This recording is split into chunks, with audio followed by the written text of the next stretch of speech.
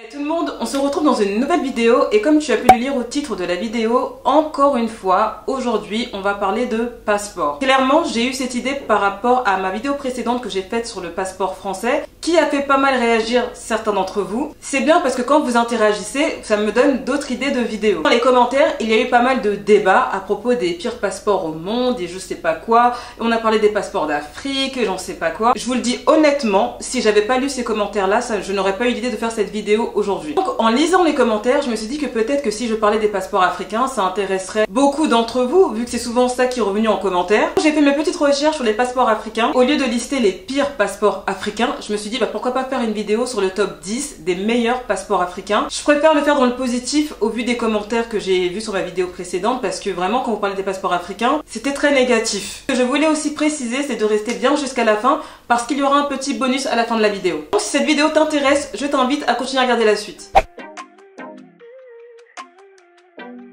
Donc le passeport africain qui arrive au top du classement en Afrique, ce sont les Seychelles, avec un nombre de destinations de 151 pays. Franchement c'est quand même pas mal quand on sait que la France a 187 pays dans lesquels il peut voyager sans visa. Les Seychelles c'est 151 pays et vraiment il n'y a pas énormément de différence. Il est situé 27e au rang mondial. La deuxième place du meilleur passeport africain, c'est l'île Maurice avec 145 destinations sans avoir besoin de visa. Il est 51e au rang mondial. Le troisième passeport le plus puissant d'Afrique, c'est celui de l'Afrique du Sud, avec un nombre de destinations de 101 pays. Il est placé au 53e au rang mondial. Quatrième pays, c'est le Botswana, donc je sais pas si ça se prononce comme ça, avec 82 destinations et il est au 62e rang mondial. Le cinquième plus puissant passeport africain, c'est la Namibie, avec un total de 75 pays et il est au 62e rang mondial. Le sixième pays, c'est le Lesotho, avec un total de destinations de 74, il est 69e au rang mondial. Le septième pays, c'est le Eswatini. Je connaissais même pas ce pays. Avec un nombre de destinations de 72 et il est 71e au rang mondial. Pour la huitième place, il y a deux pays, donc il y a le Kenya et le Malawi, avec un total de destinations de 71 et ils sont situés au 72e rang mondial.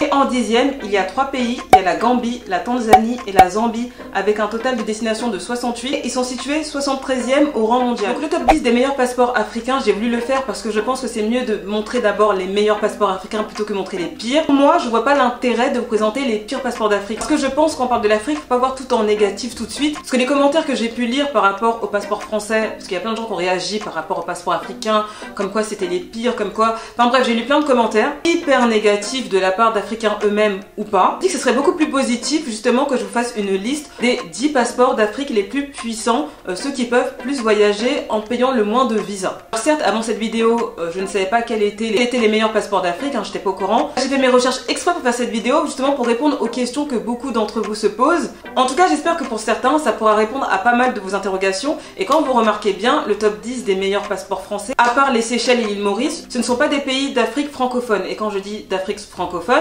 j'inclus aussi le Maghreb. Il n'y a pas la Tunisie, il n'y a pas le Maroc, il n'y a pas l'Algérie. C'était des pays subsahariens pour la plupart ou des îles, des pays plutôt anglo-saxons.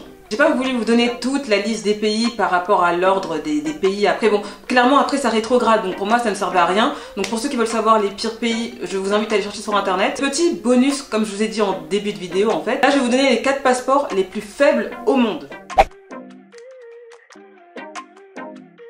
Alors en première position, il y a deux pays qui sont ex aequo, c'est l'Afghanistan et l'Irak, avec au total 30 pays accessibles sans visa dans le monde. Ces deux pays-là qui arrivent vraiment tout en bas de la liste de tous les pays du monde.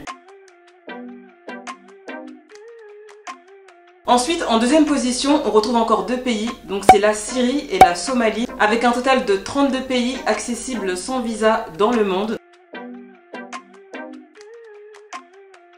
En troisième position, vous avez le Pakistan avec 33 pays au total accessibles dans le monde sans visa. Comme vous pouvez le voir, ce sont les pays vraiment tout en bas de la liste. Ce sont des pays principalement en guerre. On va dire des pays principalement à risque Et donc je pense que c'est pour ça que les frontières sont vraiment très fermées pour ce genre de pays. Donc, pour tous ceux qui me disaient en commentaire sur ma première vidéo des passeports, en gros les pires passeports ou les plus faibles passeports se trouvent en Afrique, ce n'est pas le cas, à part pour la Somalie. J'ai voulu chercher les plus faibles passeports parce que même moi clairement je me posais la question, quels étaient les passeports les plus faibles dans le monde, je me posais la question. Et maintenant que j'ai vu les pays, je vois pourquoi maintenant leur passeport arrivait vraiment tout en bas de la liste de tous les pays du monde. On va dire c'est un peu logique. Donc voilà, on arrive à la fin de la vidéo. Donc je pense que voilà, c'était une vidéo assez rapide, assez courte. Je voulais juste donner le classement pour répondre aux interrogations que j'ai pu lire dans ma vidéo sur le passeport français, comme je vous l'ai dit encore. Tu peux me faire savoir en commentaire ton avis, ton ressenti, quel pays tu pensais qui arriverait en dernière position. N'hésite pas à le dire en commentaire. N'hésite pas encore à me dire si tu veux d'autres vidéos sur les passeports. Je peux essayer de réfléchir à d'autres sujets par rapport au passeport. N'hésite pas à me dire si c'est le genre de vidéo qui t'intéresse. Comme d'habitude, n'oublie pas de laisser ton petit pouce bleu, de t'abonner à ma chaîne, de me suivre sur mon compte Instagram. Et en attendant ma prochaine vidéo, je te fais plein de gros bisous. Bye bye.